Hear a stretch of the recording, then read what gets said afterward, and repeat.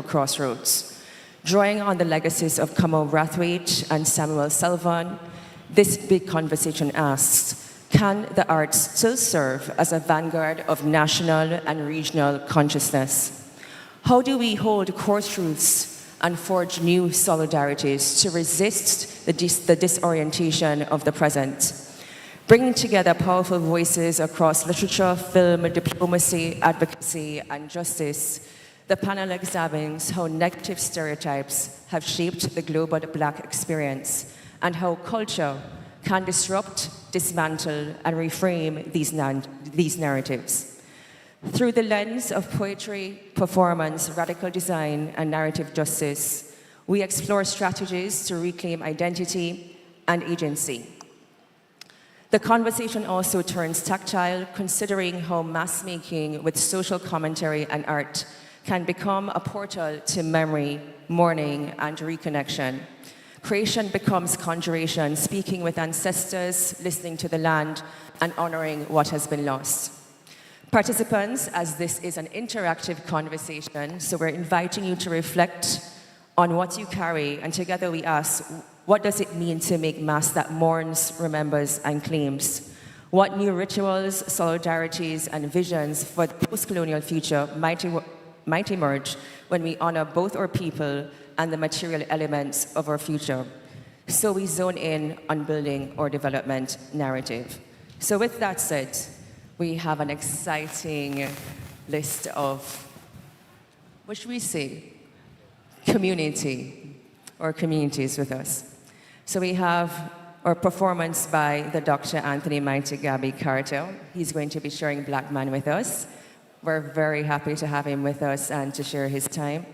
We have Dr. Adejoke Babington Ashe. We also have Mr. Kevin Carvalho. And we also have Ambassador David Commichon. So with that being said, I'm going to introduce the Mighty Gabby.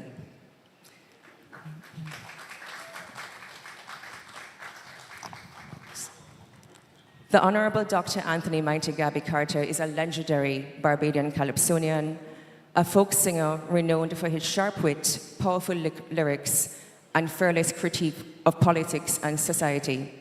Born in Emerton, Barbados, Gabby has shaped Caribbean music and identity for more than 4 decades, winning the Calypso Monarch title 8 times and securing 2 Crop-Over Road March victories with unforgettable anthems such as Burning, Mr. Harding, and Jack. He has written more than 700 songs, earning recognition as Folk Singer of the Year from 1977 to 1979, and being named Cultural Ambassador of Barbados in 2004. He was awarded an honorary Doctor of Letters by the University of the West Indies in 2012, and Mr. Gabby continues to embody the power of art as resistance, memory, and national pride. The sustainability of our Caribbean and We Are We is his foundation to continue to inspire all generations and reaches of our Caribbean. So with that, Mr. Gabby, welcome.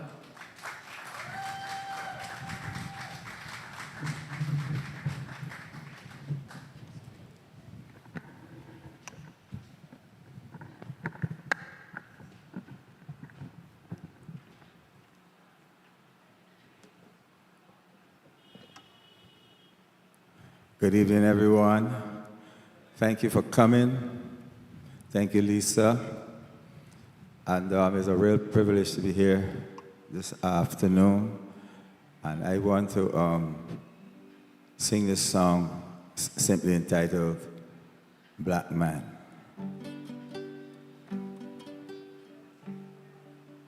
Can we get a little more monitor in the guitar speaker? Can you hear me? Can you hear the guitar? Good.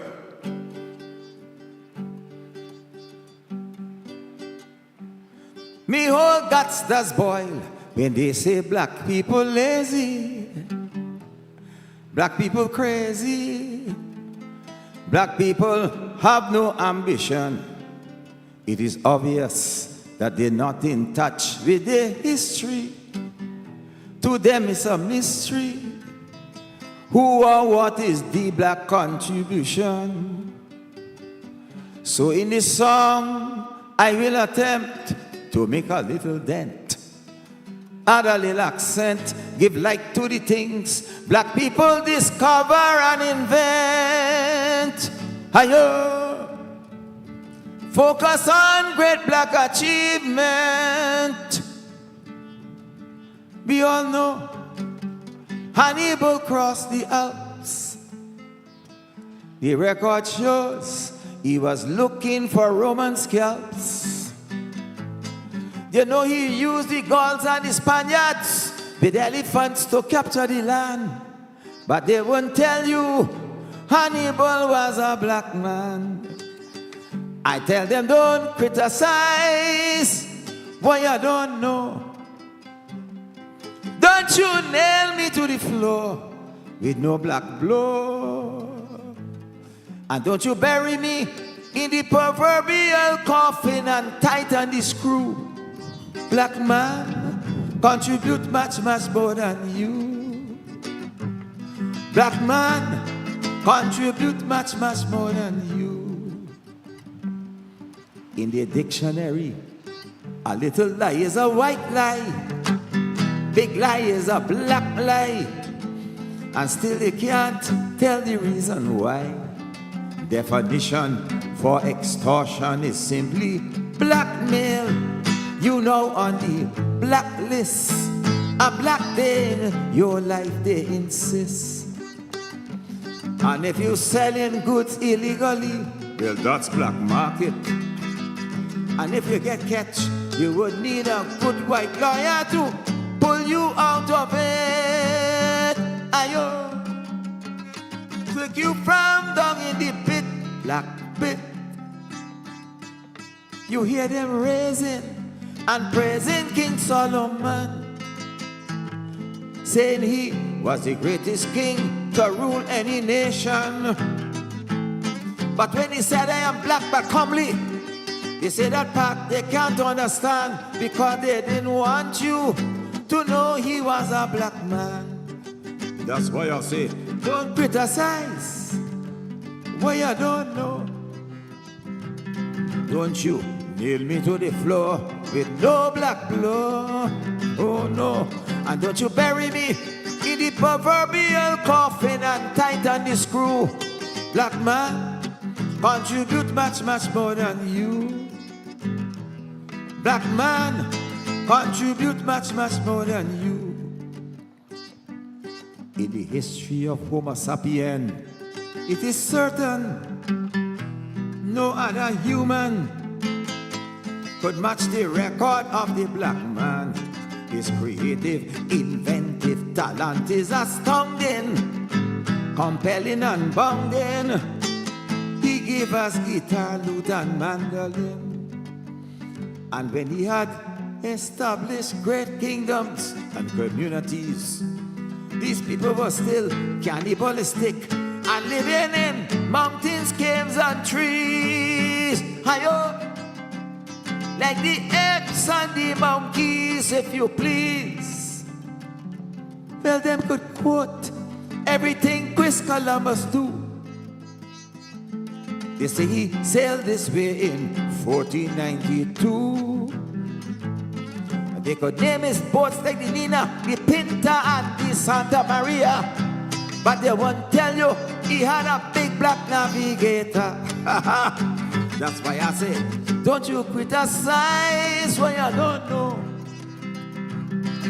Don't nail me to the floor with no black blow. No, don't bury me in the proverbial coffin and tighten the screw. Black man, contribute much, much more than you. Black man, contribute much, much more than you. Black man, raise your hand. Raise your hand, proud black man. Tell Sir Walter Raleigh and Francis Drake 500 years has come and passed. Raise your hand, cause your freedom coming at last. Raise your hand, raise your hand. Raise your hand, cause our freedom coming at last.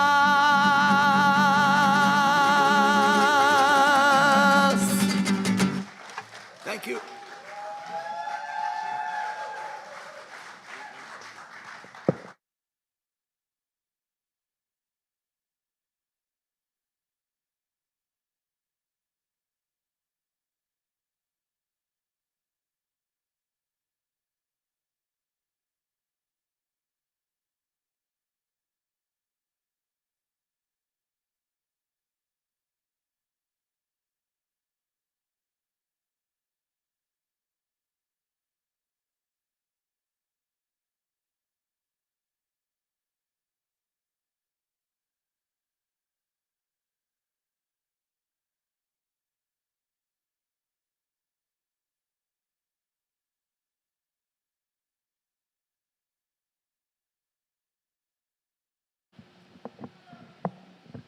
I think that's fine.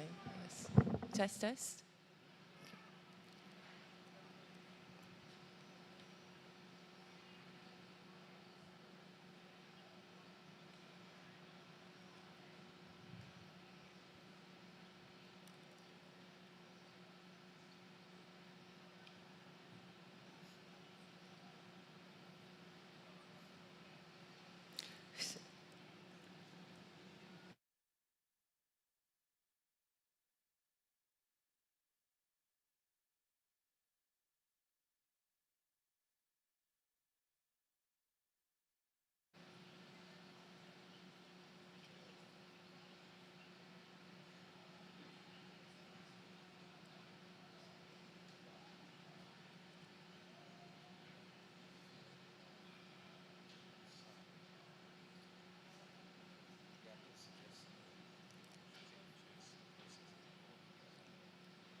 David, Ambassador was suggesting that we put the chairs closer. We're going to go closer, yes.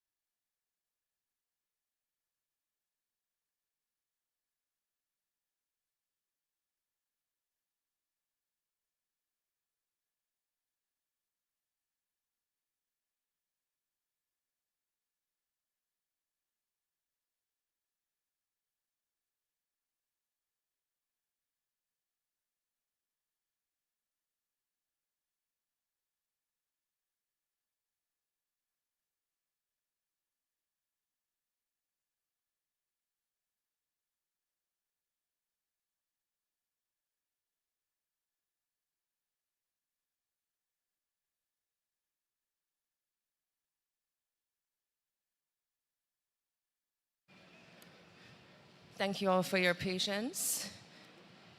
We're going to continue. And again, thank you so much, the Honorable Mighty Gabby, for sharing Black Man with us, such a powerful tribute to our Black people. So thank you so much. So next, we're going to introduce Dr. Adejoke Babington Ashaye. She is an international justice and human rights lawyer, musician, activist, and thought leader whose career spans some of the world's most influential legal and policy institutions. With a deep commitment to accountability, equity, and reparatory justice, she works at the intersection of law, policy, and culture to advance justice and human dignity. Her distinguished legal career encompasses human rights, international criminal law, dispute resolution between states, counterterrorism justice, and accountability, and broader global policy reform. Adejoke is widely recognized as an expert trainer and advisor, delivering technical assistance and capacity building to national criminal justice authorities on prosecuting atrocity crimes, conflict-related sexual violence, and terrorism-related offenses. She has served in pivotal roles at the International Criminal Court, the International Court of Justice, and the World Bank, where her work has contributed to shaping international legal frameworks and strengthening justice systems worldwide. Adejoke's scholarship and practice are grounded in a formidable academic foundation. She holds a Doctor of International Affairs and a Master of International Public Policy from the Johns Hopkins University of Advanced International Studies, alongside a Master's in Law as well in International Public Law from the London School of Economics and Political Science. Very rounded. I'm not done yet. She is a licensed attorney in the state of New York and co-author and editor of International Criminal Investigations, Law and Practice, the first volume to comprehensively assess the practical and legal aspects of investigating international atrocities. Beyond her legal career, Adejoke harnesses the power of music and storytelling to inspire social change. A singer, songwriter, she released her debut album in 2016 and is a lifelong member of Songrise, a Washington, D.C.-based women's a cappella group that uses music to advocate for social justice. Through her artistry, she continues to merge creativity with advocacy, amplifying movements for human rights, reparatory justice, and social transformation. With that, we're going to share a video that introduces Adejoke's talk. Thank you.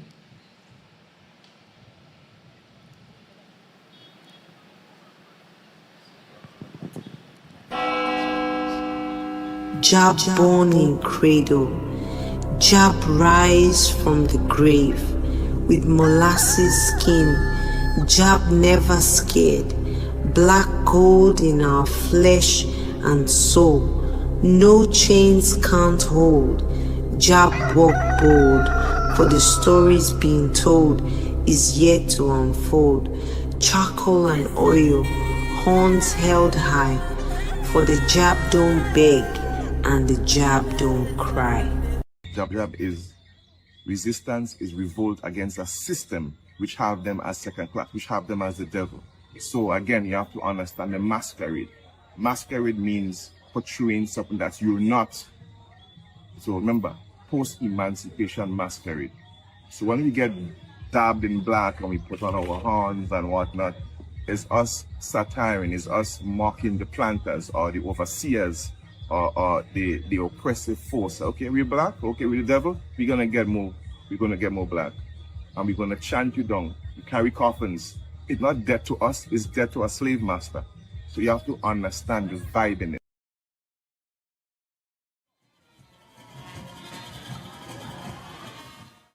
Long ago, in the early 19th century, a tradition was born in the Bahamas. It came from the hearts and souls of enslaved Africans who were brought to the islands against their will. Even though they faced hard times, they kept their culture alive. One way they did this was through a festival that we now call Junkanoo. Back then, the enslaved people were given a 3-day break during the Christmas season. They used this short time to celebrate, just like they did in their homelands. They would gather, sing, dance, and wear colorful costumes, honoring the festivals they once knew. It was a time of joy and freedom, even if only for a few days. The name Junkanoo is said to come from a West African leader named John Canoe, but others believe it means joy in the streets no matter the origin. It was a celebration of life, strength, and culture. The heart of Junkanoo is its music. The sounds you hear during the festival are loud, strong, and full of energy. The drums, made from goatskin, beat to an ancient rhythm that comes from West Africa. Bells, horns, and whistles join in to create a sound that fills the streets and stirs the soul.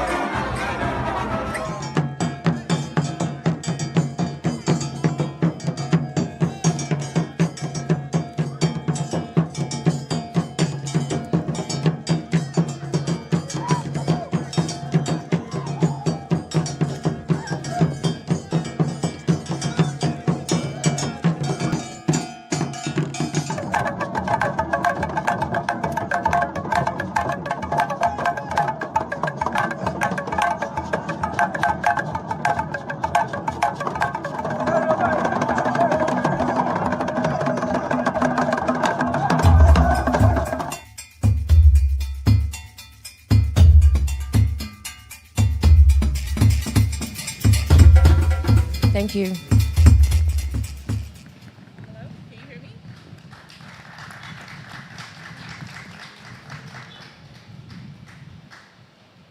Hello? Mic check. And if so, I can go ahead. Thank you, Ambassador. Hello, can you hear me?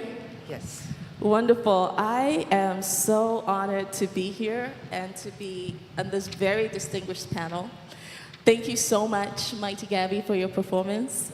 I just have to say, literally before we got on, I discovered that Mighty Gabby is a chief in Ogun State, and I'm from Ogun State, Nigeria. And so it's so wonderful that we have this connection. Yes. So there are many different themes that we can use to explore power, paint, and politics. And in this little talk that I'm going to give, I'm going to be approaching it from the perspective of narrative justice, or rather, the narrative injustices that have been done against Africans and people of African descent. And why is it important for us to talk about narrative justice? Because stories matter.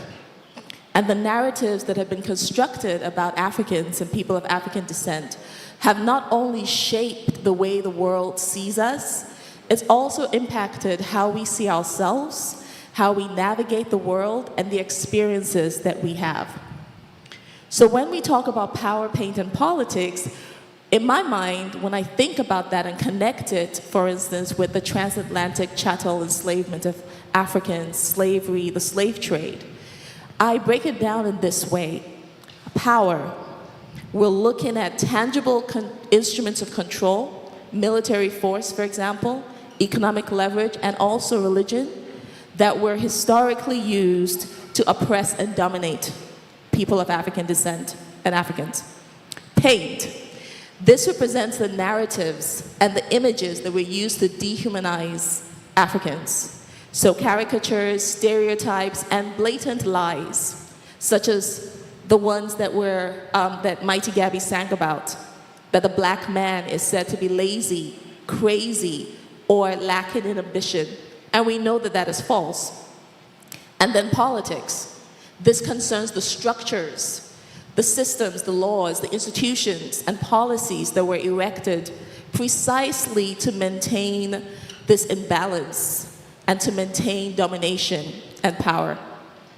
And so for centuries, these three forces of power, paint, and politics have worked together to shape the way the world has seen Africa and the Caribbean. Lands to be conquered, people to be subjugated, and resources to be stolen. So as we engage in this big conversation, I want to present you with three questions, and I hope we get a chance to discuss this during the Q&A, if we still have time for that. First question for you to please think about: what examples can you think of, or do you see around you, of false narratives of Africans and people of African descent?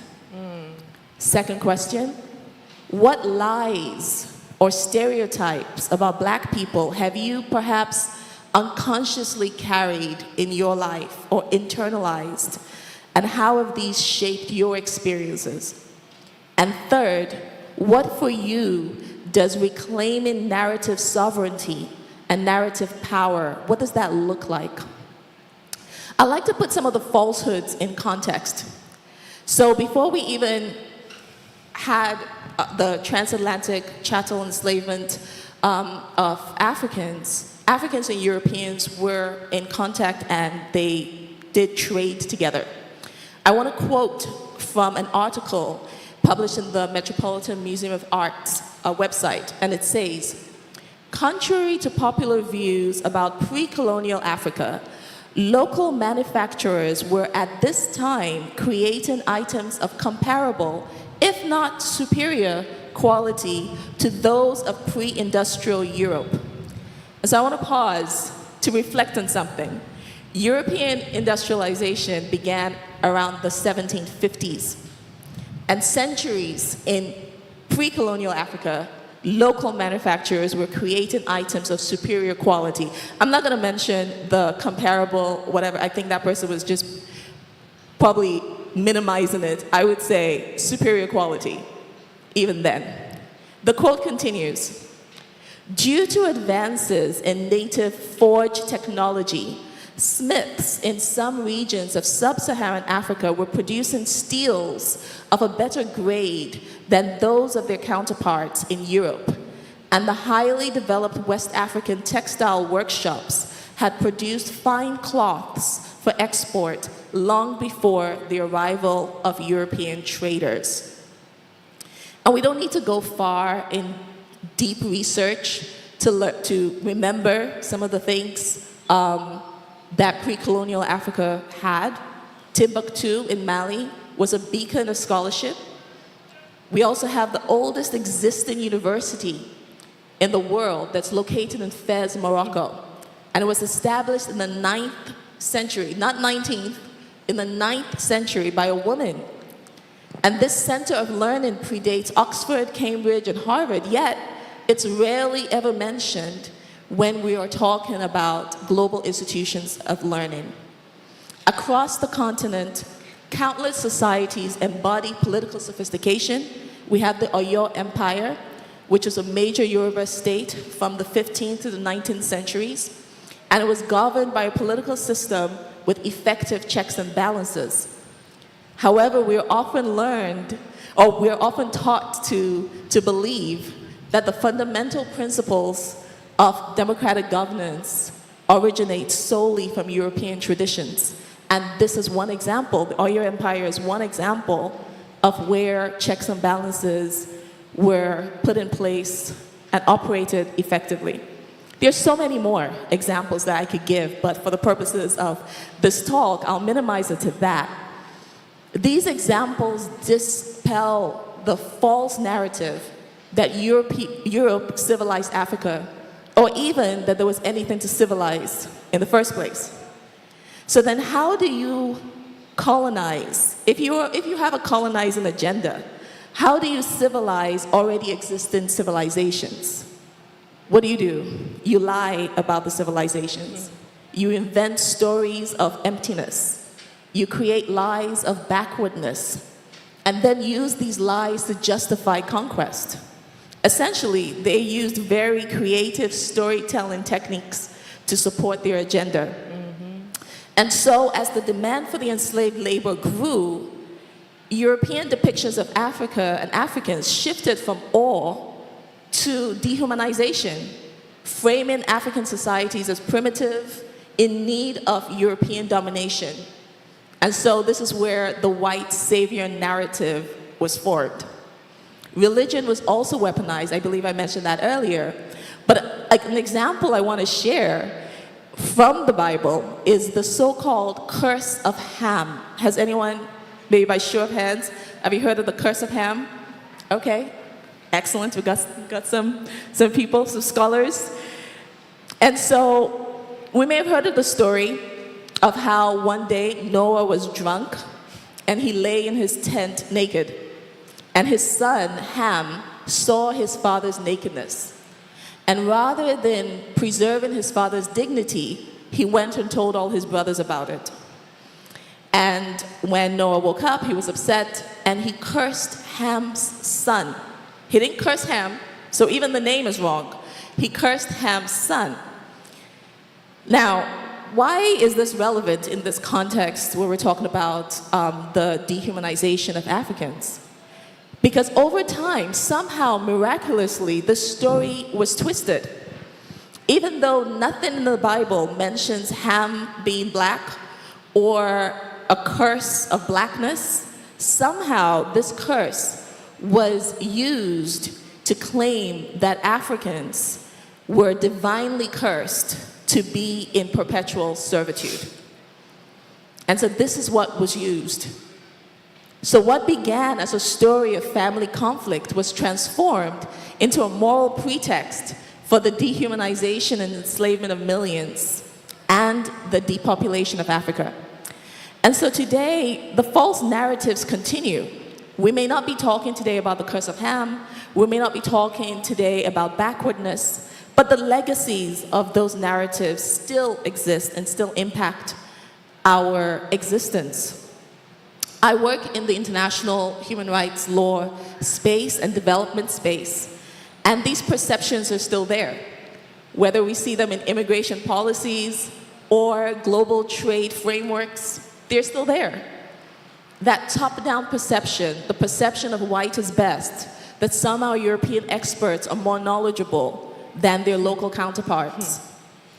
And in this space, we hear about how rampant corruption in Africa is.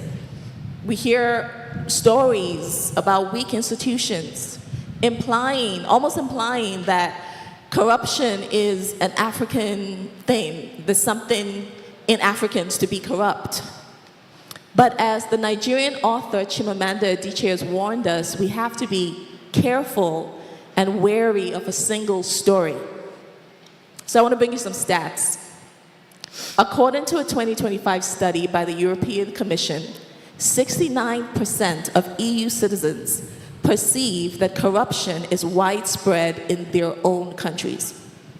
And 73% agree that there is corruption in their national public institutions.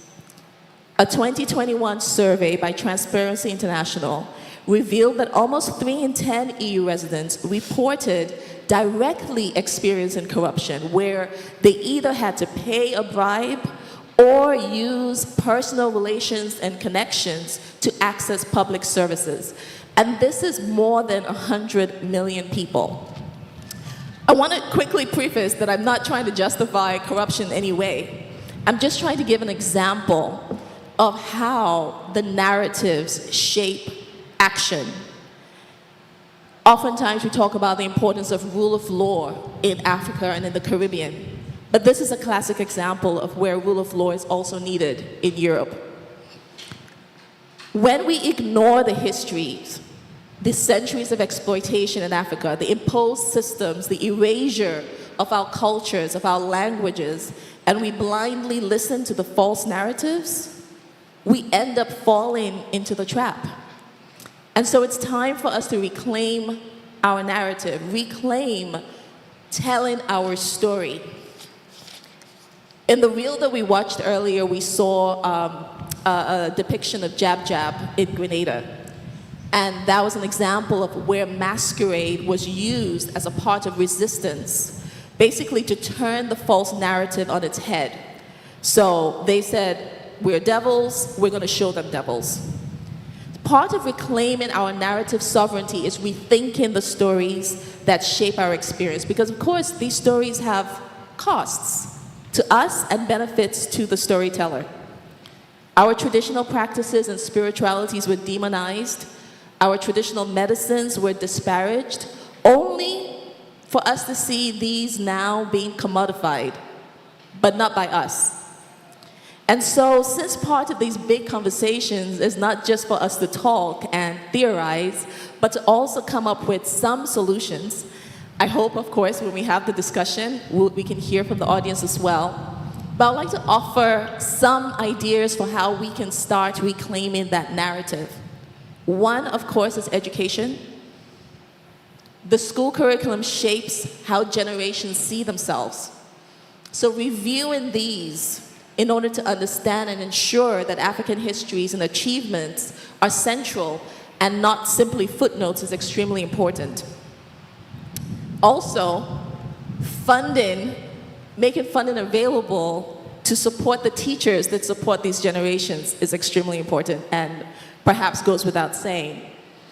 We need to address erasures, because even when achievements are acknowledged, oftentimes women are left out. So we need to celebrate our sheroes, such as Queen Nzinga of Angola, who fought the Portuguese enslavement of her people through warfare, or Nana Ya Asantewa of the Ashanti Kingdom in modern-day Ghana, who rallied her people against British colonial rule. Preservation is crucial. Many of our traditions are oral, and we must preserve these traditions and fund local archives. I think I heard yesterday that the government of Barbados purchased archives that were spanned about 4 decades, and that is a powerful example of preserving our heritage or preserving our culture. We also need to invest in the creatives. We mustn't have a situation where people are being forced to choose between being cultural custodians and expressing through art, storytelling, and their survival. So from protecting our intellectual property rights to also ensuring that communities retain the value of their own knowledge and their traditions, that's extremely important. And I couldn't end without mentioning this. We have to incorporate the need for narrative justice in the reparations agenda. Because these false narratives have impacted people's lives and impact our lives today. There's something in tort law called defamation. I can't just sit here and accuse someone, whether written or verbally, of terrible things and get away with it. They can sue me for defamation precisely because the law understands and recognizes that that can harm somebody's reputation, it can harm someone's livelihood, it can harm someone's life. And now we're talking about centuries of lies that have been perpetrated against Africans, Caribbeans, people of African descent. Let's not forget that people actually lost lives because of these false narratives. A false narrative led to the lynching of 14-year-old Emmett Till in the United States and countless of others. And so these false stories have caused harm, and justice is needed to address that. And so I want to end by bringing us to where we started, those three tools: power, paint, and politics. And although I've talked about how power, paint, and politics have been used against us, I would like to address ways that we can wield these tools in our favor. Power. First of all, we all know the strategy of divide and conquer. To counter that, we have to be united as Africans and Caribbeans. United, we can reshape economic, cultural, and political imbalances. When we consider paint, we recognize the power of storytelling.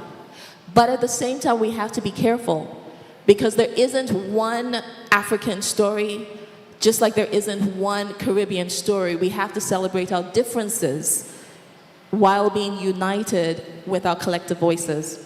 And finally, when we think about politics, we have to come together to strategize, using the structures, using the laws to amplify our agency. And it's by working in this way that we can begin to reshape the narrative. We can begin to reclaim the power to tell our own stories. And at the end of the day, this is not a task just for policymakers, musicians, creatives, and so on. It's a task for the everyday person, which is why I asked those three questions. When we start to reimagine, when we start to rethink, when we start to see ourselves differently from how we were told or what was told about us, we begin to reclaim our power. Thank you very much.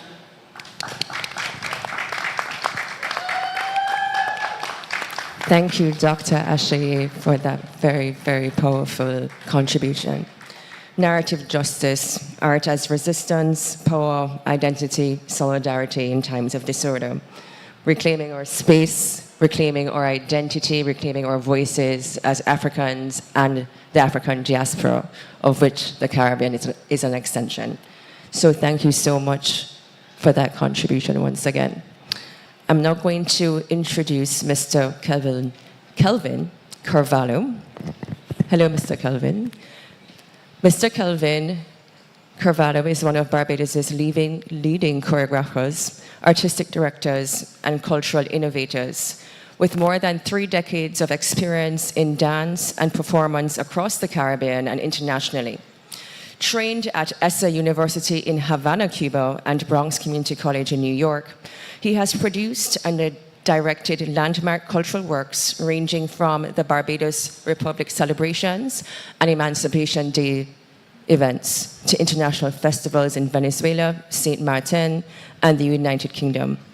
Carvalho has served as a chief judge of NIFCA, artistic director of Carifesta Productions, and a collaborator with institutions such as the National Cultural Foundation, the University of the West Indies, and the Prime Minister's Office. Recognized with national awards, including the Madame Eiffel Award and the Prime Minister's Award, his choreography and productions continue to define the landscape of Barbadian cultural expression. Let's welcome Mr. Carvalho. Hey, thank you so much. Dr. Lisa, I want to thank you so much for that introduction. First, I would like for us to look at, and let me know if you agree with me, the Caribbean, our region, is so rich in minerals, rich in cultural diversities, and why is it then that we are not rich from all of that richness that we have within our very backyard? Why do we have to look outside into the Europe, and try to make it? We need to come together in the region, and I believe that if we can have one voice, the CSME, and that common strand that unites us, that common strand that lies within the silence of our DNA, we the people, we need to stand up and stand out. We need to speak up and speak out, and not settle for what people or the powers that be hand out to us. We need to take what we need and not what we want. What we need, and what we need in the region is awareness.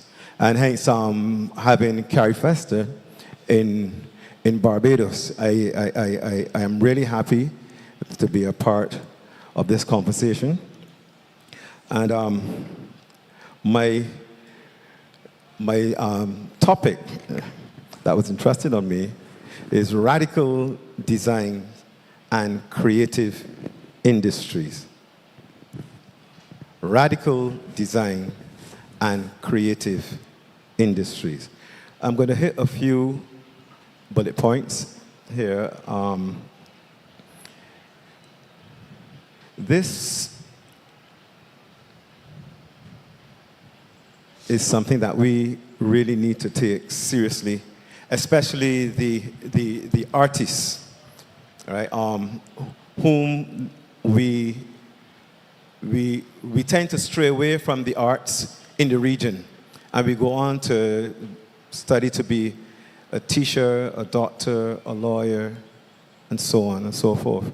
And because we seem as though we cannot sustain our families if we pursue the arts. And I am happy that the Minister of Culture is here, because I know that she's working feverishly in ensuring that the cultural practitioners in Barbados, and by extension, the region, that we continue to have the conversation and that our voices are heard throughout the region.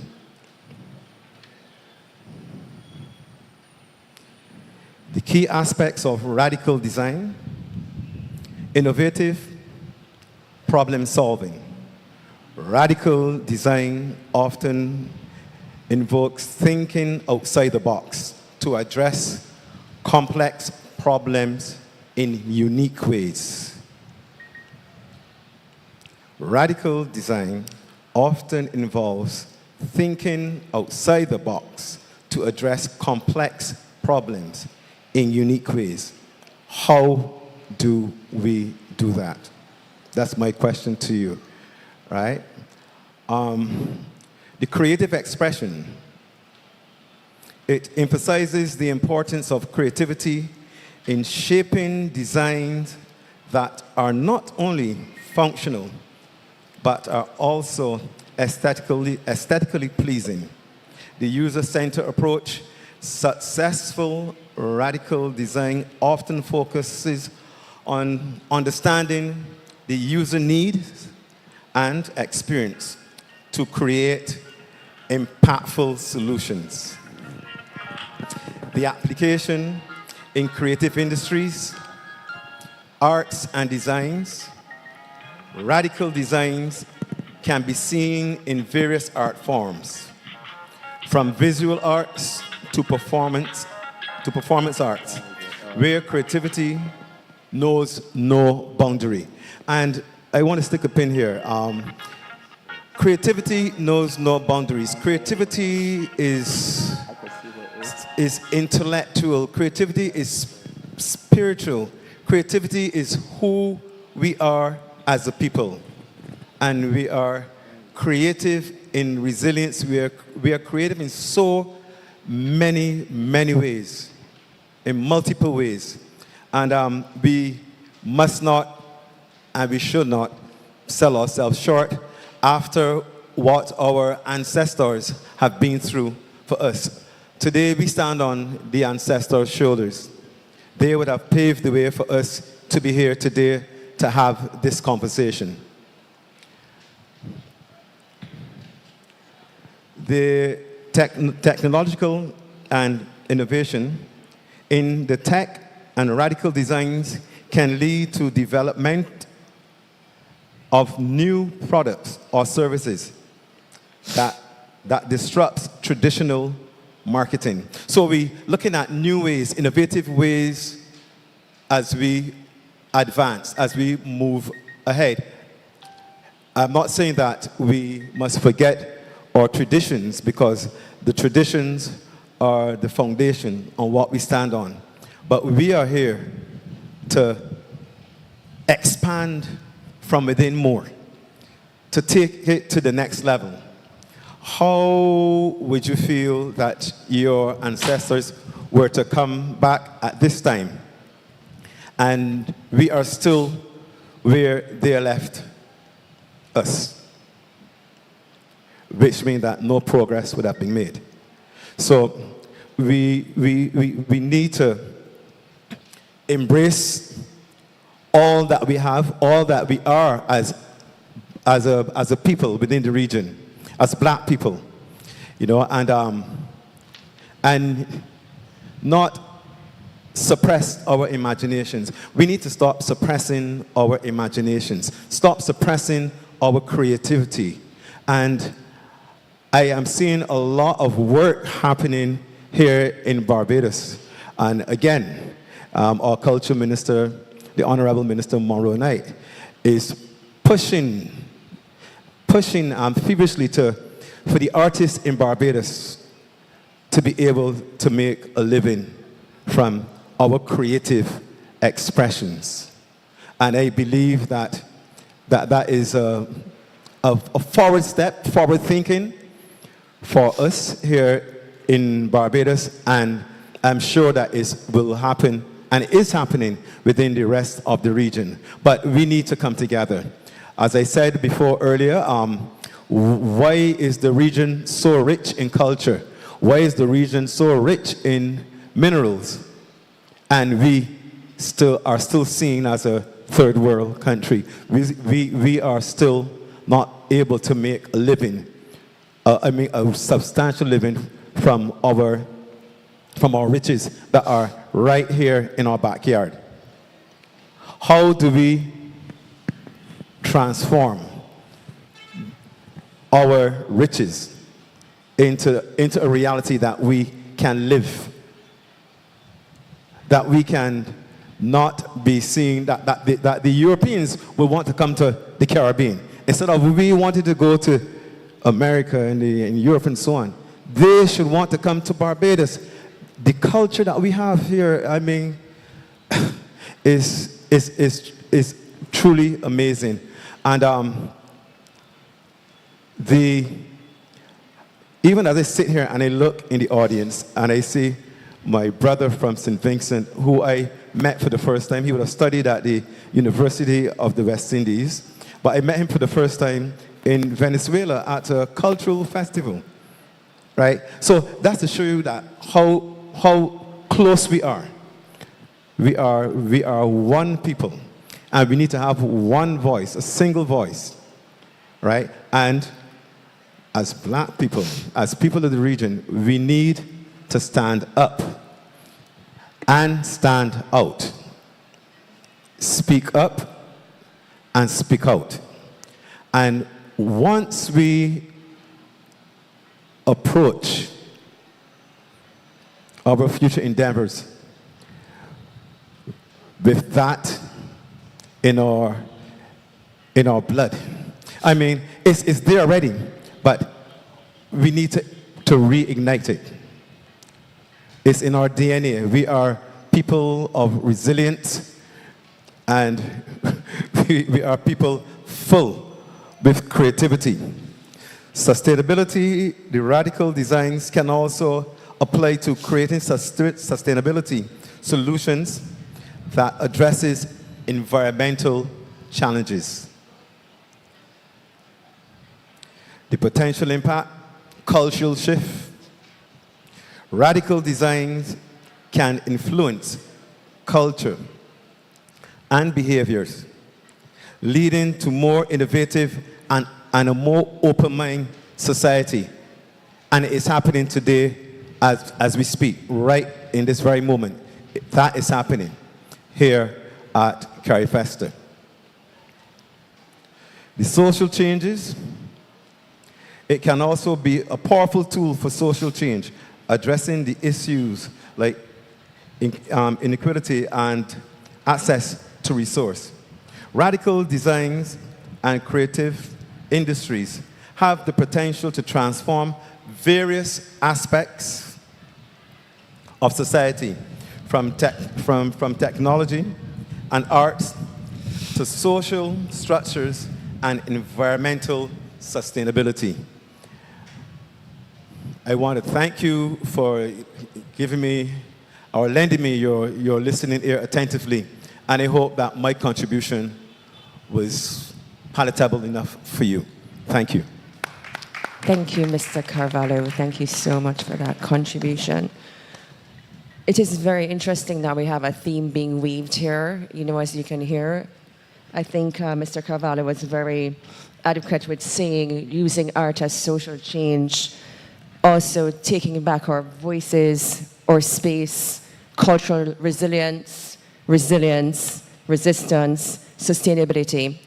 And I'm also going to round that out to say, one of my favorite quotes is from Frantz Fanon, and it goes, each generation must discover its mission, fulfill it, or betray it in relative opacity. And I think that's the message that Mr. Carvalho shared with us. Thank you so much. With that, I'm going to introduce Ambassador Comijong. Welcome, Ambassador. So Ambassador Comijong is a graduate of the University of the West Indies, Cave Hill, Barbados, and the Hugh Wooding Law School in Trinidad and Tobago. He has been a practicing attorney at law since 1984. Ambassador founded the Clement Payne Cultural Center, subsequently the Clement Payne Movement, in the inner city communities of Bridgetown in 1988, and led it on a highly successful crusade to secure implementation of a raft of progressive initiatives and measures. Ambassador is a former senator in the government of Barbados and is currently Barbados' current ambassador to CARICOM and the Association of Caribbean States. He's also a founder and member of the Caribbean Pan-African Network, the Clement Payne Movement of Barbados, as said earlier, the Caribbean chapter of the International Network in Defense of Humanity, and the Global African Congress, and was an architect and the first director of the Barbados Government Commission for Pan-African Affairs. He represented the Caribbean region at the 7th Pan-African Conference in Uganda, played a key role in the United Nations World Conference Against Racism in South Africa, and has represented the diaspora on the African Union's Economic, Social, and Cultural Council. He is also the author of The White Streets of Tomorrow Essays and Speeches. It's the Healing of the Nation, The Case for Reparations, and the Pan-African Love Story of Arnold and Mignon Ford. So with that, I'll hand it over to Ambassador for his contribution. Thank you.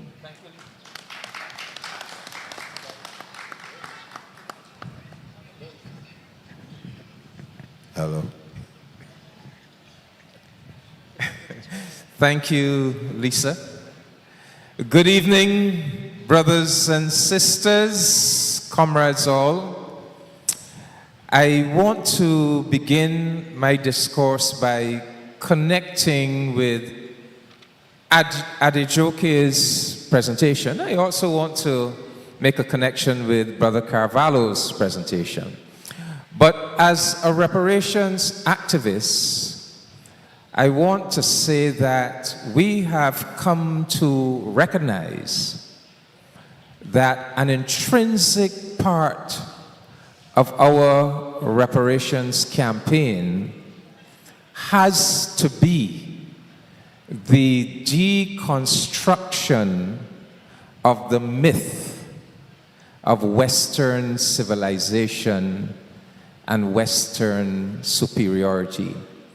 So I'm glad that Adejoke used her presentation to go into the historical foundations of that myth, the bogus nature of that myth. But that myth, you know, that was developed by European scholars and statesmen and religious leaders, particularly in the 19th century, the 20th century, this idea that the West is the pinnacle of human achievement, the West meaning European civilization, and that it is characterized by values of reason and rationality and order and decorum and rule of law, and that the rest of us who are not white and Western, that we are characterized by the exact opposite: superstition, violence, you know, immorality. And they have built structures of oppression and exploitation on that myth. And we have come to recognize that for our own psychological and cultural self-repair, we, first of all, we have to deconstruct it within our own mental and psychological processes. But we also have to confront them with the bogus nature of this myth. We have to confront them with the truth that this vaunted Western civilization was built, was constructed on the basis of genocide of indigenous peoples from the Americas to Australia, was built on the basis of crimes against humanity, the crime against humanity of enslavement of African people. So this vaunted Western civilization, when you examine it, its foundations are built on criminality and immorality, and it has been responsible for so much of the negative things, the destruction of this world. So I'm glad that my sister began there, and I want to endorse her comments. But I want to look at this topic: power, paint, and politics.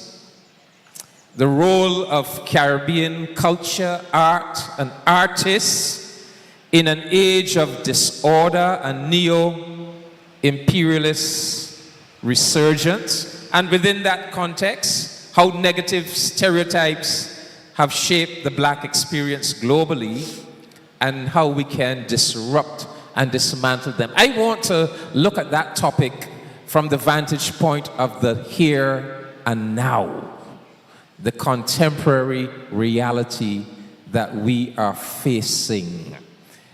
So I want to set the scene. And for me, the scene is the world that the Caribbean and the wider Black collective has to contend with now.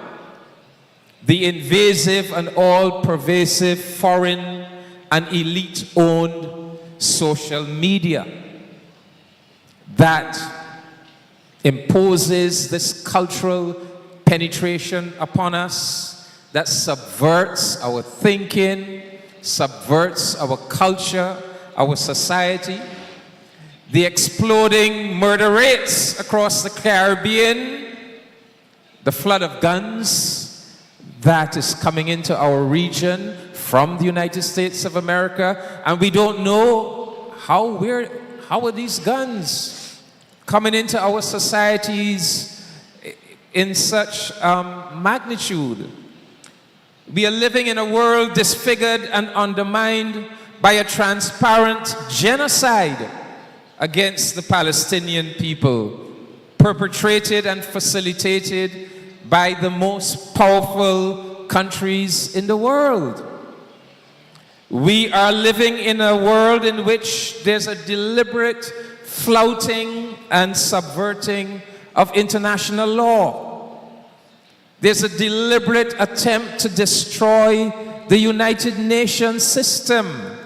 In fact, the entire multilateral system that small, relatively materially powerless countries like ours depend upon. We depend upon international law and a multilateral system because the alternative to that is the law of the jungle, the law of might makes right. And we can see forces inimical to us that are intent on taking our world back to a situation of might makes right. We see a United States of America reasserting its noxious imperialistic Monroe Doctrine. Right now, we have American warships, military ships, sailing the southern Caribbean, and we actually have a Caribbean country welcoming their presence in our Caribbean region. We see the sanctioning of our brothers and sisters in Cuba, the intensification of the sanctioning of our brothers and sisters in Cuba and Venezuela, and even our Grenadian Minister of Finance recently sanctioned by having his US visas taken away. Why? Because Grenada dared to exercise its sovereign, independent right to have Cuban medical personnel serve in Grenada to help with the health welfare of the people of Grenada. Imagine that. We are now living in a world in which the USA the Trump administration has removed his country from the Paris Agreement on climate change, has removed his country from the World Health Organization, from the United Nations Human Rights Council, from UNESCO, the United Nations Economic, Social, and Cultural Organization. Brothers and sisters, we are living in a world in which we are seeing a concerted, organized effort to whitewash the evils of slavery and racism. We are seeing the rise of fascist regimes in many parts of the world, and all of these manifestations that we are seeing emerging are inimical and subversive of all that we have struggled for over the centuries. We have struggled to extricate ourselves from a past of enslavement and exploitation, of colonial domination. We have struggled to become independent. We have struggled to become part of a multilateral system of international law where our rights as nations can be respected. We are seeing efforts to dismantle all of that. And so the question arises, where are we to go in this world of disorder and neo-imperialist resurgence? What are the perspectives, values, and principles that we need to deploy to anchor us, to root us, so that we can effectively resist these forces?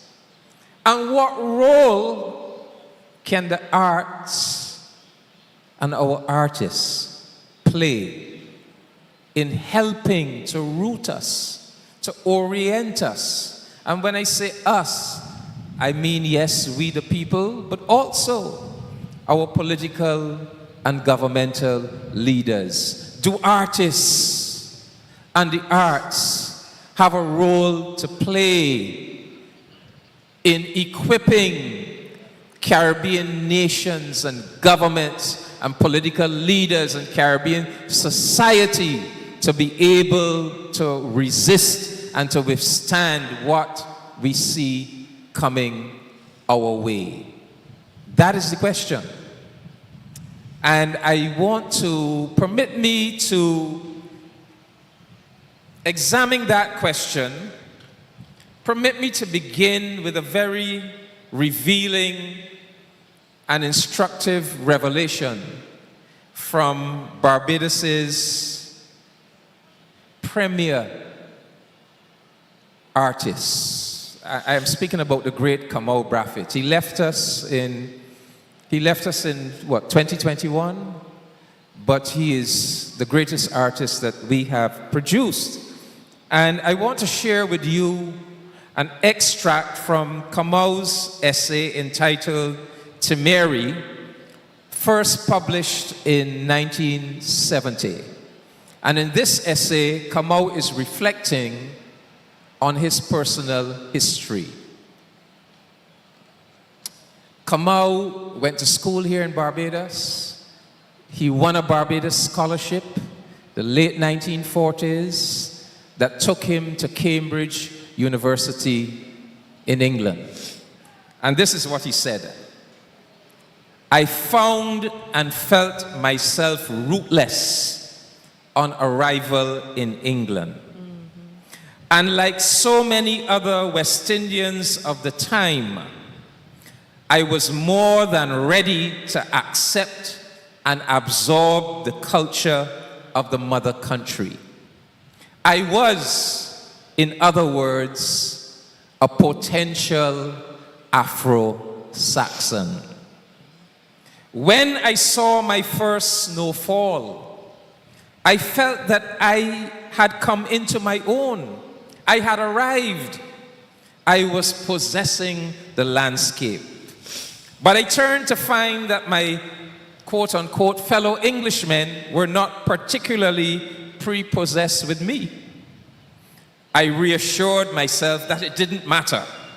It made no difference if I was black or white, German, Japanese, or Jew.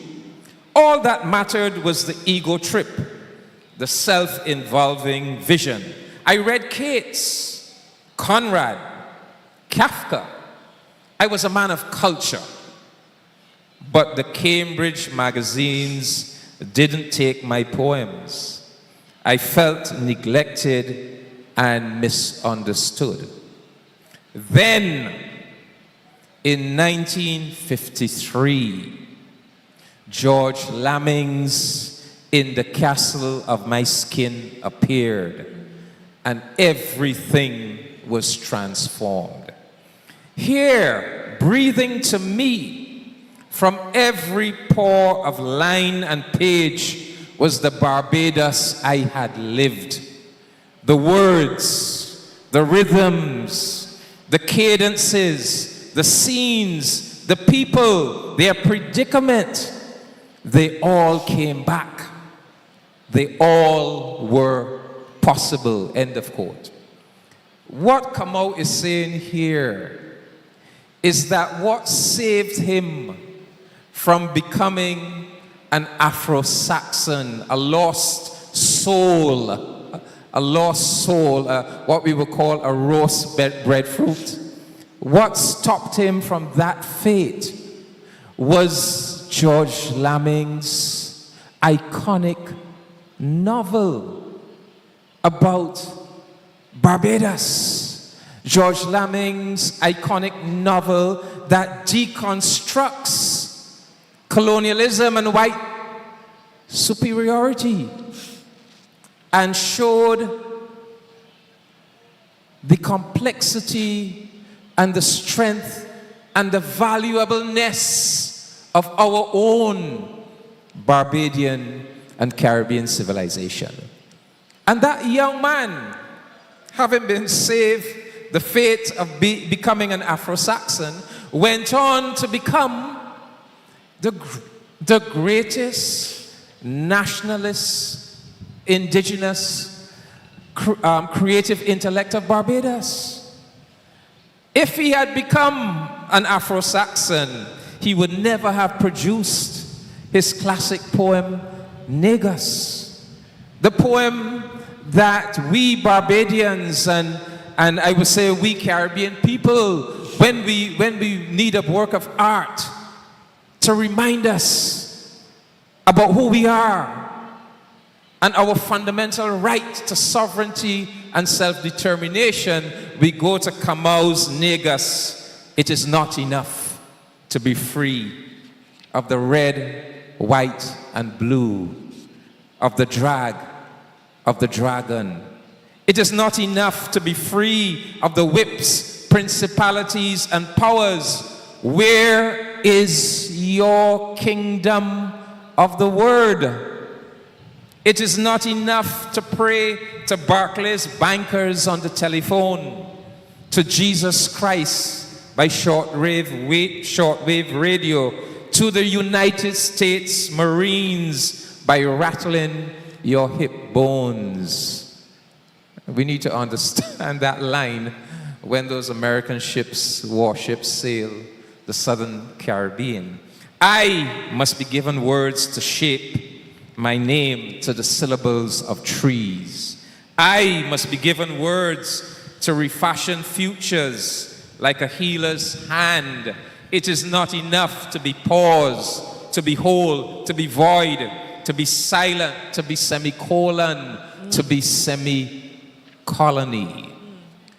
That is the poem we go to remind us that flag independence is not enough. It is not enough simply to say we have attained our independence and we now have our own flag and we have our own anthem and we now can go to the United Nations. This is reminding us that that is not enough, that we must go on to seize the power to transform our reality. And that is what emerged from that awakening that Kamau had in 1953, just by George Lamming writing that novel. And I can say, I look at my own experiences growing up in Barbados in the 1970s. I remember as a young teenager, for us it was an article of faith that the best music came out of the United States of America. The best this, the best movies, the best that, they all, for us, came out of the United States of America. What we had was second rate in comparison. And then Bob Marley appeared. Rastaman Vibrations album. Exodus. And then Third World appeared. 96 degrees in the shade. And suddenly those young teenagers were saying, but wait, this music is superior to anything coming out of the United States. And our eyes were opened up. We began to see ourselves and our own Caribbean reality in a different light. And then Viv Richards and Gordon Greenidge and Clive Lloyd and Malcolm Marshall and Joel Garner, the great West Indies cricket team, began to dominate world cricket. And we began to have a deeper sense of our own power, our own strength. And I went on in 1979 to the University of the West Indies. Walter Rodney's How Europe Underdeveloped Africa. C.L.R. James's Black Jacobins. Those were the works we were introduced to as young university students at the Cave Hill campus of the University of the West Indies. And then, Gabby, what happened in 1981? Carrie Festa. We had this magnificent explosion of arts and culture in Barbados. The Cubans. I purchased books at that Carrie Festa I still have today. Tom Clark's Growing Up Stupid Under the Union Jack. And of course, in the midst of all that, the music of the maestro, the mighty Gabby. Songs like Riots in the Land, Jack, That Beach is Mine, I can be there anytime, despite what you say, I can be there anyway. When Gabby sang That Beach is Mine, it wasn't just the beach, it was the whole country. That country is mine. My navel string, buried right here, but a tourist one could be anywhere. That beach is mine. And so the point I'm making is that was those artistic contributions, just like in the Castle of My Skin, wrought a transformation in the consciousness of the young Kamau Brafitt and saved him from becoming an Afro-Saxon. Those artistic contributions all in the 70s impacted my generation and made us the people that we went on to be.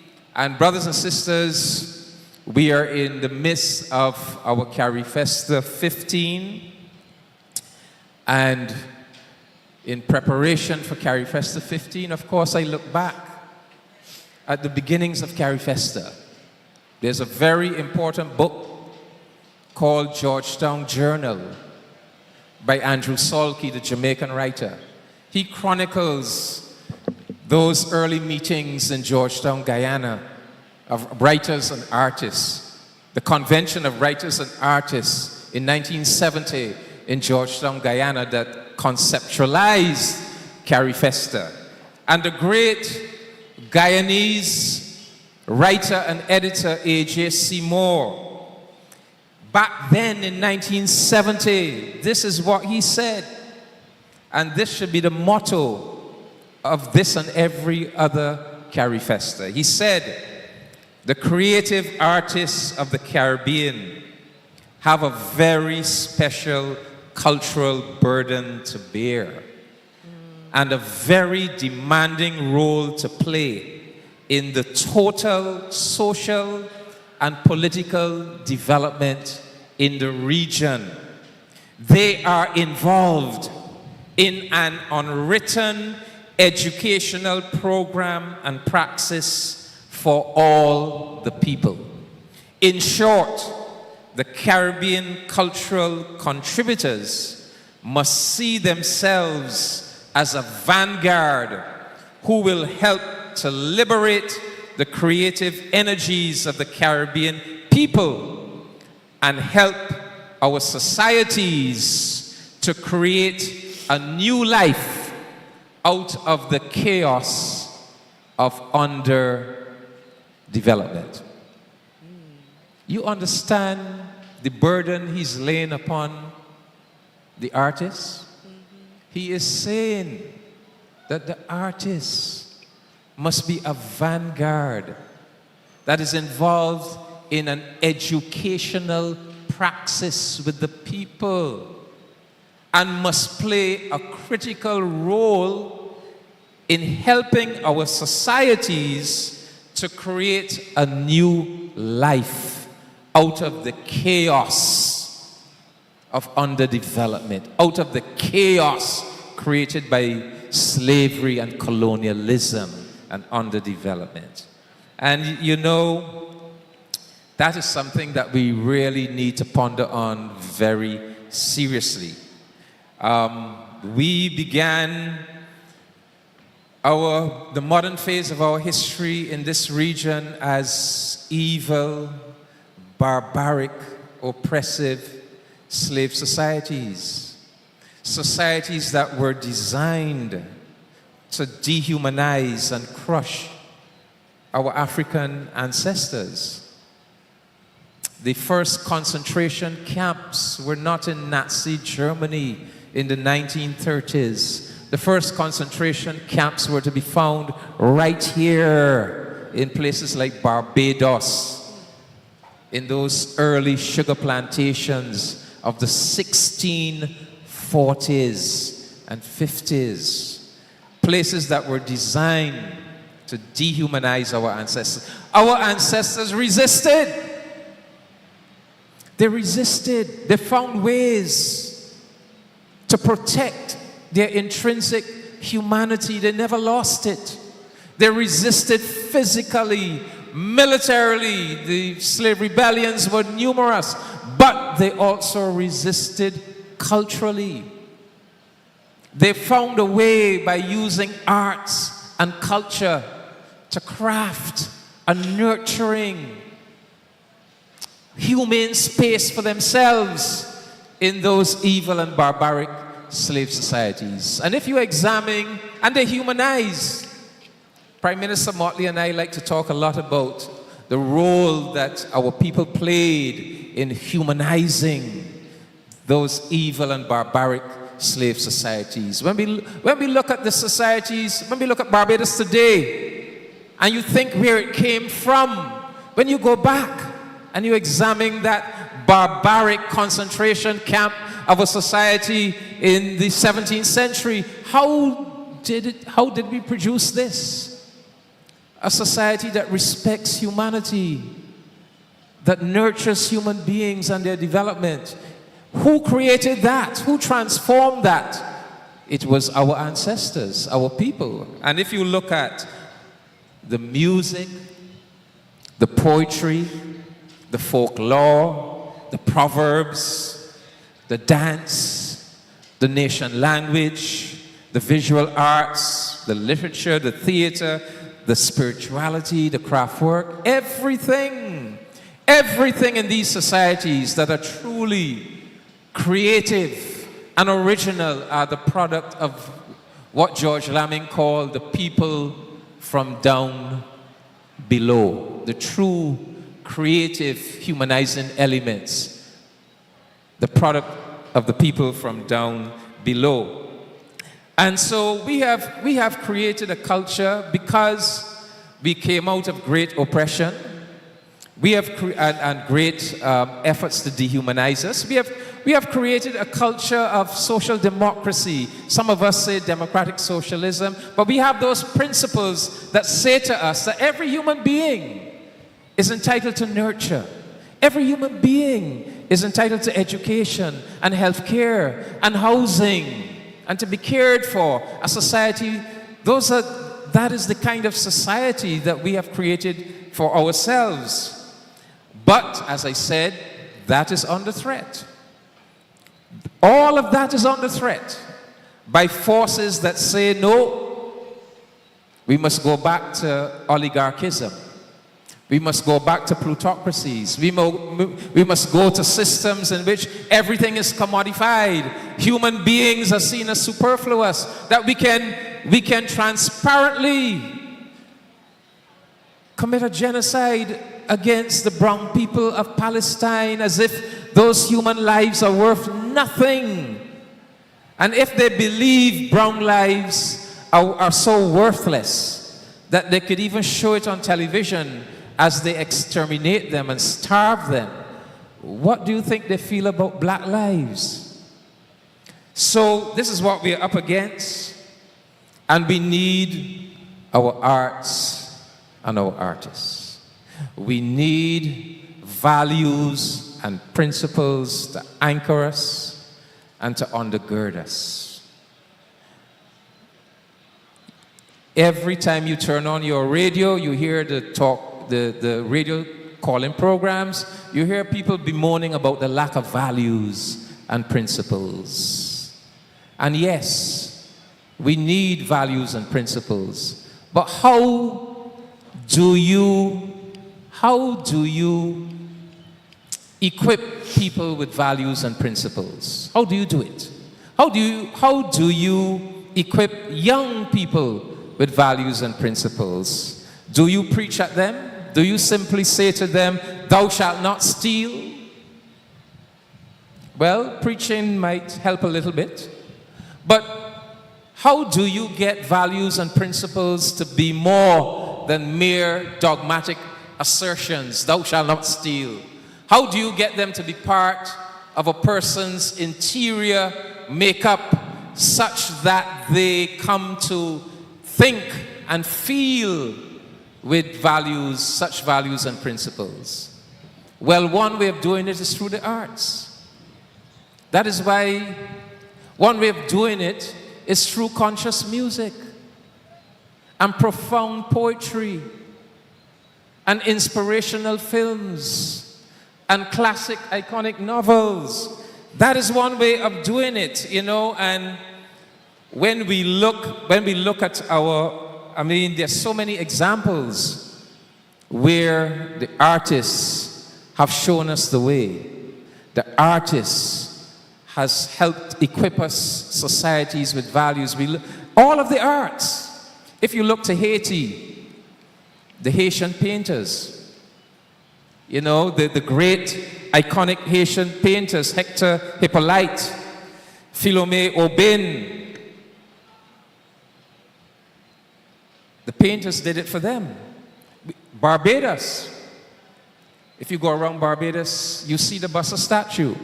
Karl Broodhagen, the famous Barbadian sculptor, the Buster statue, the Gary Sober statue, whether it is music, whether it is the visual arts. You go to Mexico City, you see the Diego Rivera murals, painting the whole history of revolutionary struggle in Mexico, inspiring a people, helping a people to internalize progressive values. You listen to Prime Minister Motley, how much of her philosophy, how much of her policy is rooted in the lyrics of Bob Marley. Those of you who were here on Saturday for the first big conversation, you would have heard Prime Minister Ralph Gonzalez, where he spoke very eloquently, but he invoked two poems that were the bedrock of everything that he said. First of all, he invoked Hilton Vaughn's Revelation to speak about the beauty of our Caribbean civilization, you know. Turn sideways now and let them see what loveliness escapes the schools, and turn again and be the perfect answer to those fools who always prate of Greece and Rome, the face that launched 1,000 ships and such like things, but keep tight lips for burnished beauty nearer home. And then he also, a lot of his speech was based on the poem of the great Vincentian poet Sheikh Keane, Private Prayer. You know, to understand how the whole thing run, I have to ask my parents and even my daughter and son. To understand the form of compromise I must in my own voice ask how the whole thing run. The point I'm making is some of our greatest leaders have recognized the power and the value of the arts and artists. And you can actually see the influence of progressive arts and artists running through much of what they do and much of what they say. So this is my plea. I want to end by saying to the artists of this era,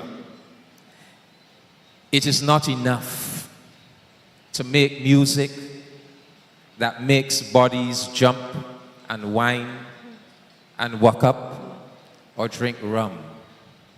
Where are our aspiring Bob Marleys, Black Stallions, Burning Spears, Mighty Gabbys, Eddie Grants, David Rudders? It is not enough to write escapist romance or science fiction novels. Where are our aspiring George Lammings, Earl Lovelaces, Tom Clarks, Paul Marshalls, Ngugi wa Thiongos, if we are to go to the African continent? Where are the penetrating expressions of our creative imagination, deconstructing the white supremacy system, deconstructing the myth of Western civilization, and helping to clarify our own black vision for the future? I am not suggesting that nothing progressive is happening in the arts and with our artists. Far from it. I know that there are many artists who are bringing out and are committed to very progressive work. But what I am saying is that it is not enough.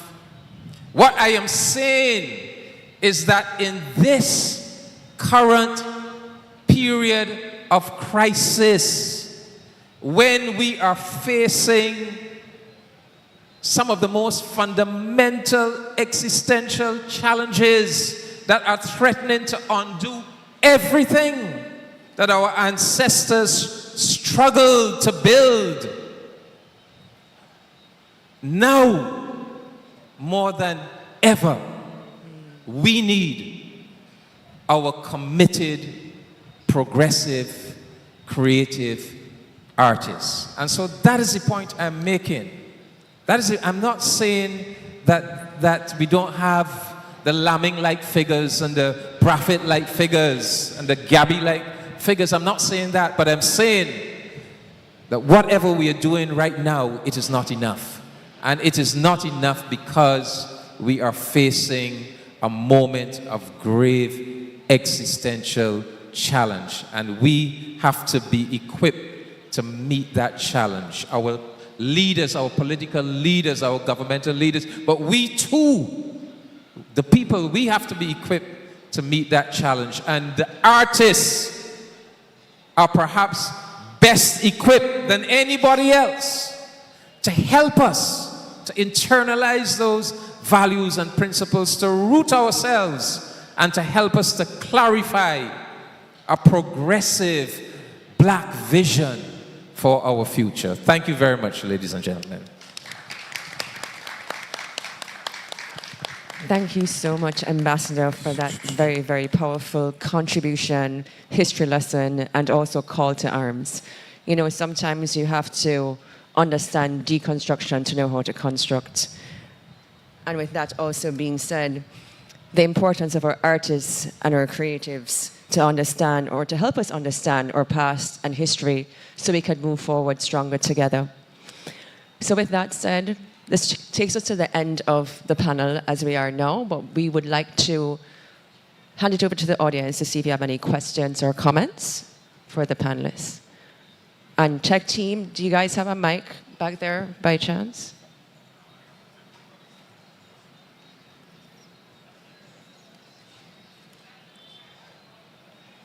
Thank you. Okay. Raise hands again, please. Gentleman in the red shirt.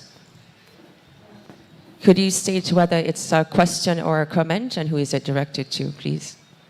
Hi, good evening. It would be a comment.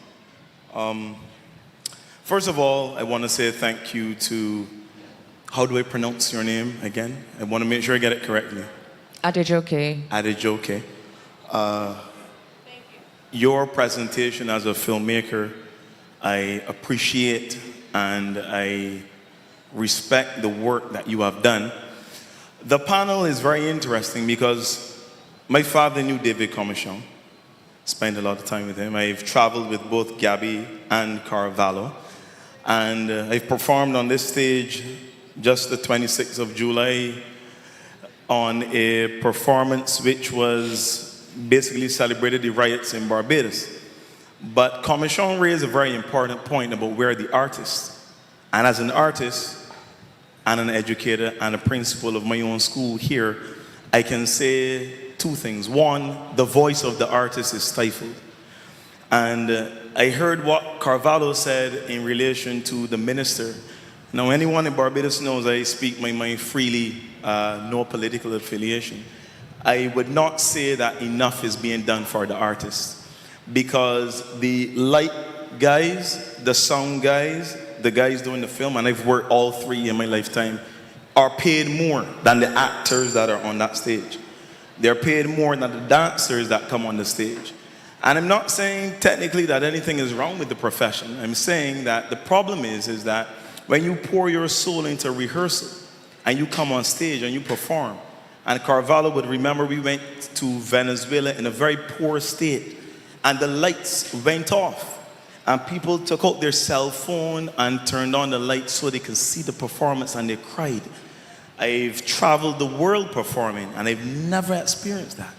And it is the shared commonality between what they have lost in Venezuela through colonization and what we have seen here in our own struggles through the riots, through what Busa fought against. And it is also here in modernity.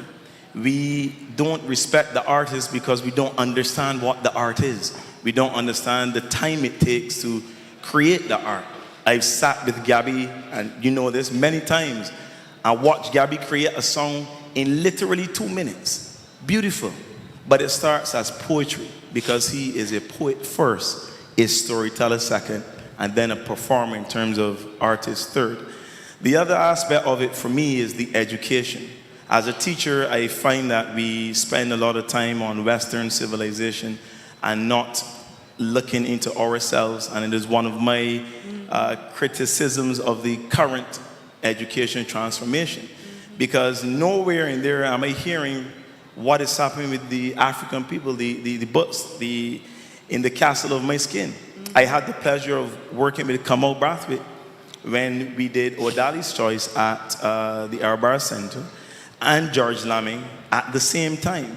And for me, it was a very profound moment, because as a black man in Barbados with a black school, I have fought against white schools. Every time a white school becomes popular in Barbados, another one pops up.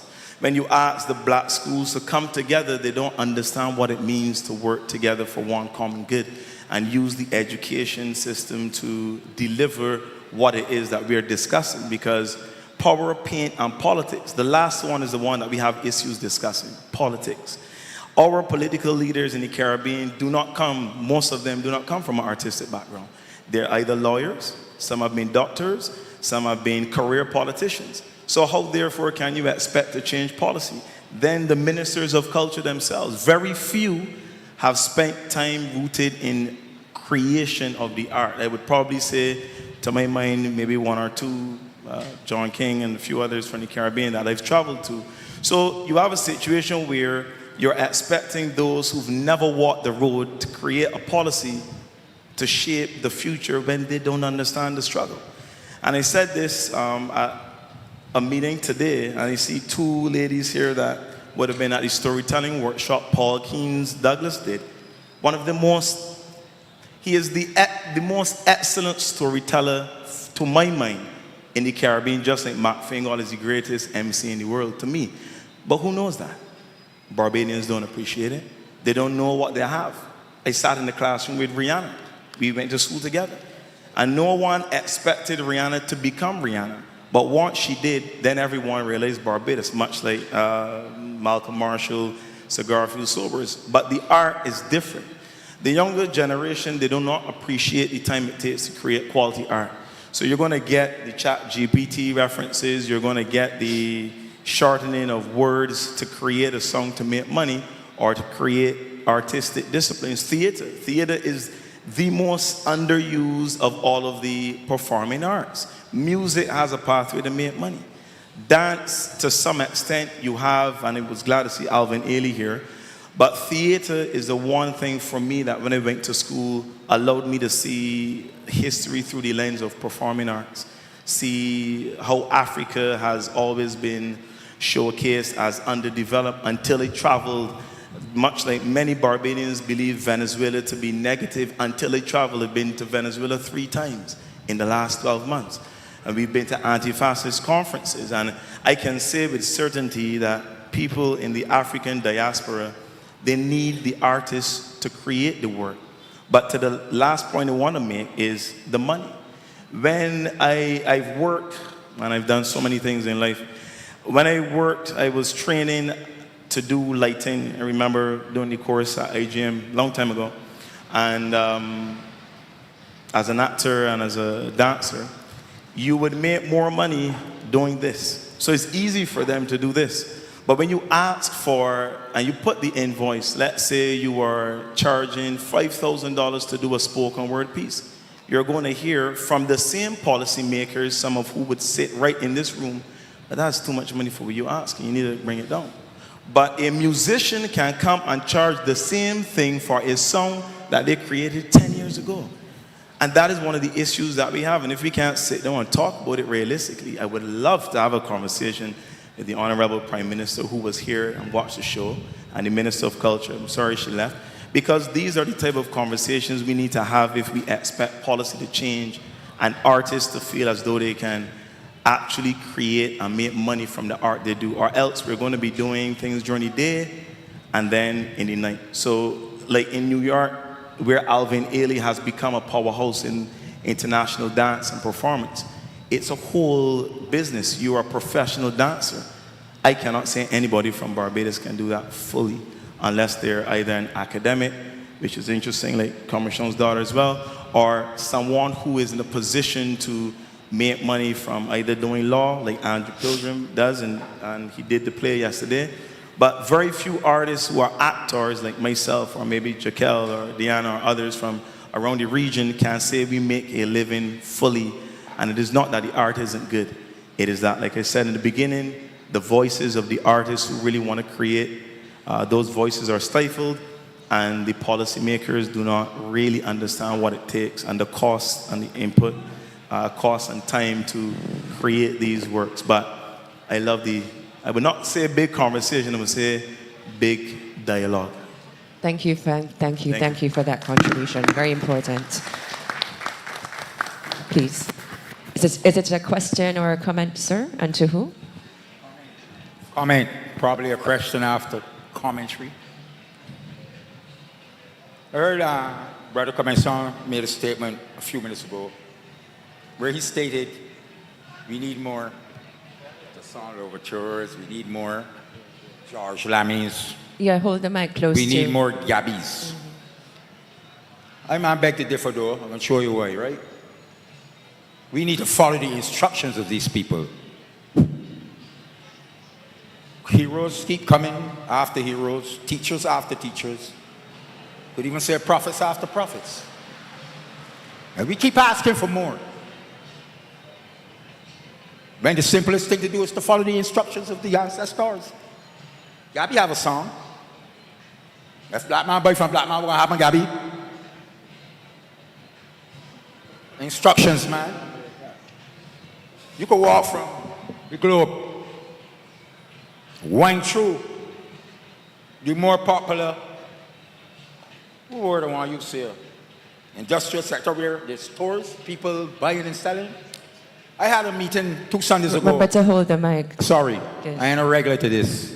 I had a meeting 2 Sundays ago dealing at the Baobab Tower, rehabilitation of the youths. I took the time out seeing that the streets were so scanty to look into every store. From Crumpton, winding and going through the Passage Road. What's my observation?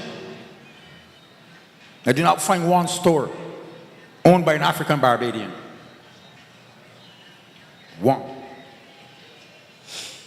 Usually when I go to town to shop, I make it my priority to ask, does the African Barbadian own this store?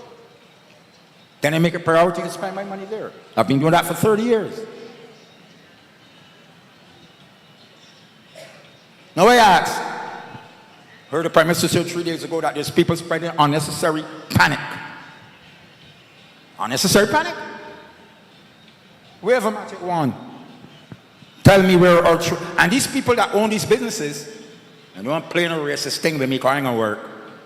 These people that own these businesses are arrivals in this country, most of them less than 20 years. We're 85.7% of this population, Afro-Barbadians. 85.7. 3.8% of people control 94% of all resources. Worse in America. Umar Johnson got those figures. I asked for a young child who vision a future in Barbados, or young children. She want to open a boutique. She want to open a gourmet restaurant. Where? We're going to build a floating city? We're going to resort to Canada and go underground? There's nothing left for our children, Mr. Commissaire. And any mathematical possibility or probabilities that you can come with can't change that. It cannot. Our children are doomed for another 150 years. No, it's not pessimism. It's reality. Right? And if you want to prove it to be pessimism, come with an argument to defend what I say. Or against anything I say. We don't want a big lot of optimism where it does not exist. Right? We need reality. We do not need fancy pomp and pageantry. We do not need more songwriters. We need to follow the instructions. Walter Rodney, Chancellor Williams, in the Damascus, to Sound Overture, right? Bookman Desalain, Winter Crawford. Remember Winter Crawford? Nothing is mentioned of him in Barbados. Mm-hmm. And in my opinion, he was the hero of the revolution. Nothing was mentioned of him. Excuse me, sir. Right? Sorry to interrupt you, but we just want to give There's no future in Barbados for our children. That's the end of it. I don't fancy nothing. You can interrupt me. Thank you for your contribution. It is important and valued. Thank you. We're cognizant of time as the session is really due to end now, but we're going to give some opportunity for just a few more questions in the interest of time. So anybody else has question, comment?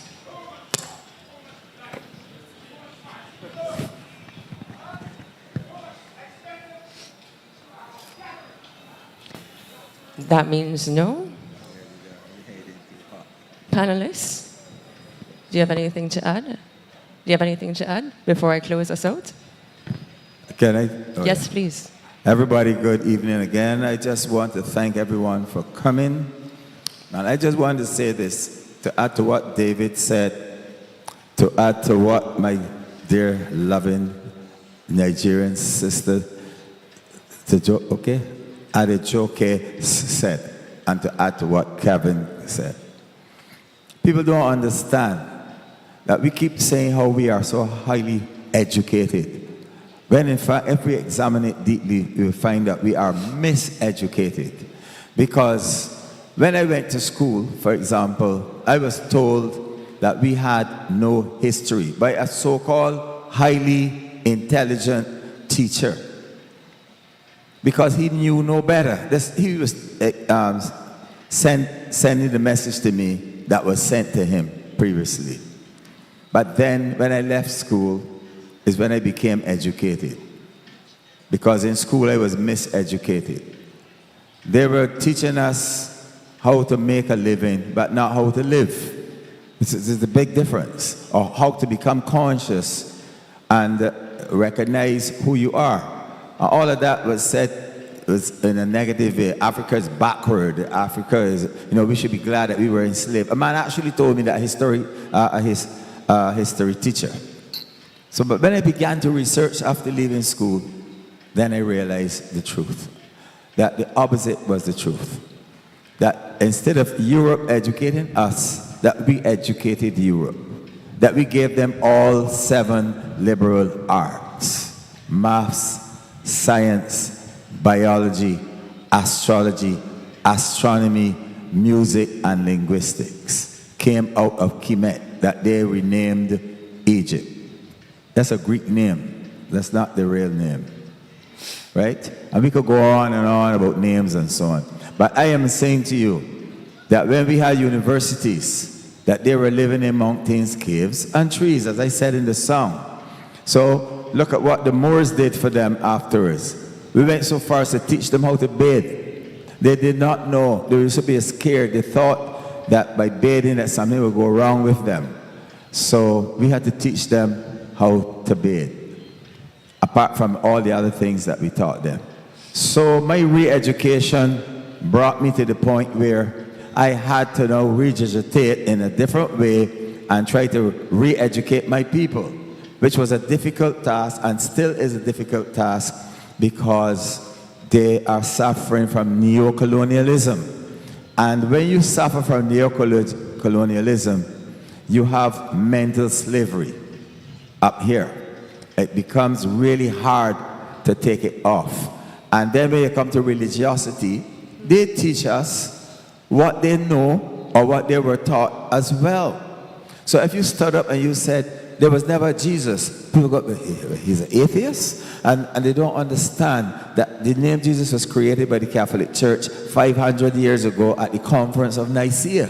But if you tell them that they have not done that research, so they look at you angry or say, be compared to the Lord for Hebo, or he's song in real Antichrist. And they don't understand. The Christ, what's it? The letter J. It was not existing at that time. The Ethiopian Bible is 4,000 years older than the King James Version, and it has two things it don't have: the letter J, and it does not have a crucifixion. But we were taught that. We were taught crucifixion, Jesus, this, that. And so, you know how difficult it is to undo that, to unwrap all of that? That is your great-great-grandmother in there, your great-grandmother, your grandmother, your mother, your sister, your brother, your friends, your cousins, your uncles, your aunts, your teachers, your school teachers. All of this is put inside of you. So that is nothing that you could just get up one morning and unwrap. It takes time. It takes re-education to understand this. You don't have to be anti-anything or atheist. You just have to re-educate yourself. So when you become re-educated, then you become conscious. And when you become conscious, especially as an artist, you begin to write songs and not trash disguised as songs. Because what has happened, especially in the last 15 years in the Caribbean, is that we have been fed trash and told to accept it as being the norm or the new or the modern, you know, and that is a mistake. Because when you do that, you have now thrown out through the window Kamau Braffet. You throw out George Lamming. You throw out all the great writers that we had You throw out Derek Walcott. You throw out Sparrow's great songs like Slaves. You know, this is what you're doing. You're throwing away everything. And so it impacts on the youth because they themselves don't know. So what you watch them doing? They're watching the Fort, just like me. But you know what they're doing? They're watching trash. Nothing to educate them or re-educate them. And if you try, you have great difficulty because they put a bar or a wall or a barrier there that says, I am young, I am now, I am me, you are you, you was. And so you have to fight against that, not in a physical way, but an educational manner to re-educate them, to sensitize them and get them conscious. And in this disposition that we have, where we call it paint, politics, and power. The only way you can get that power is if you paint properly in a very politically motivated manner, and then you can become powerful or how can you say, gain that kind of power. And so I want to thank again everyone for coming here this evening, and it was my pleasure to perform for you, and I thank the panel and I thank everyone for inviting me. Thank you very much. Thank you so much. I just want to, that commentator from the audience who presented this very bleak view of our future, I want to respond and say that we will only have a bleak future if we permit our enemies to prevail against us.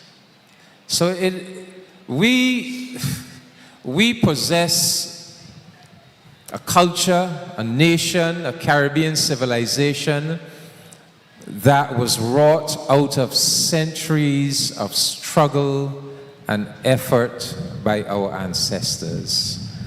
It is a thing of value. The question is, will we defend it? Will we keep it and further develop it? Will we allow those who are opposed to our best interests to destroy our free education here in Barbados, to destroy our access to health care, to destroy our Barbados National Drug Service, where, to destroy our sovereignty, to destroy our Caribbean community? That is the question for us. We will have a bleak future if we do not gird up ourselves for the fight and prove able to defend what our ancestors have wrought for us. But I don't see that as our future. I believe that we have the resources, that we have the strength, that we have the commitment. And that is why I am sending out the challenge at this wonderful Carry Festa, where it seems to me that this Carry Festa 15 is reigniting that original vision of what a Carry Festa was supposed to be, a coming together of the region's artists and its people. Not just the artists and its people, to clarify for themselves. So first of all, to celebrate who they are, to lift up and celebrate and take joy in who they are, but also to clarify the way ahead, to have serious conversations, to talk about serious issues, to gird up themselves for the battle ahead. And I think that this is what this particular Carry Festa is doing in a very, very admirable way. And as soon as this Carry Festa is over, our governments will be heading out to Addis Ababa, Ethiopia, for a summit with the heads of government of the African Union, the 6th and 7th of September in Ethiopia. Out of that summit will come a joint African-Caribbean partnership on reparations, will come a joint African-Caribbean partnership to engage in a campaign to deconstruct that myth of white Western superiority. And at the end of September, my brothers and sisters, on the 1st of October, we will inaugurate in the Caribbean a free movement regime between Barbados and Belize, St. Vincent and the Grenadines, and Dominica. We will create that new relationship between these 4 Caribbean countries, where our people will be free and welcome to move, to live, to work without the need for any work permit or any special permission. And we will create a model for our fellow CARICOM member states to join us. The point I am making is that you can see positive signs of forward movement and development. It is for us to sustain that movement and development. And it is up to us to ensure that those who have been our historical enemies, who do not mean us well, and who would wish to subvert that development, that we do not permit them to succeed. So our future is in our hands, and our future is very bright if we do the right things, and we have the right values, and we have the right commitment, and we are conscious of the effort that our ancestors made, the sacrifices that they made, and we are resolved that we must not let down that struggle, that we must help to take that struggle to its final culmination and fulfillment. So I don't want us to end on any note of negativity. No, this Carry Fest, there's nothing negative about this Carry Festa.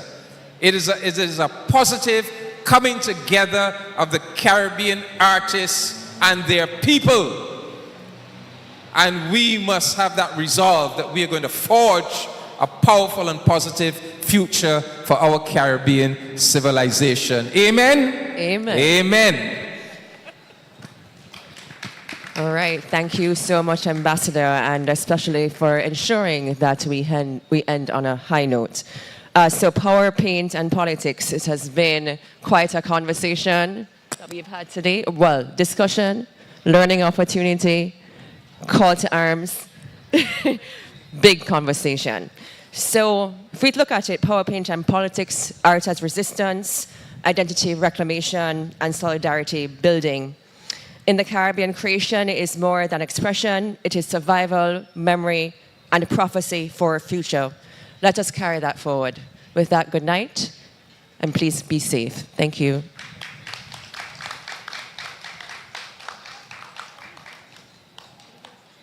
Yes, we need to.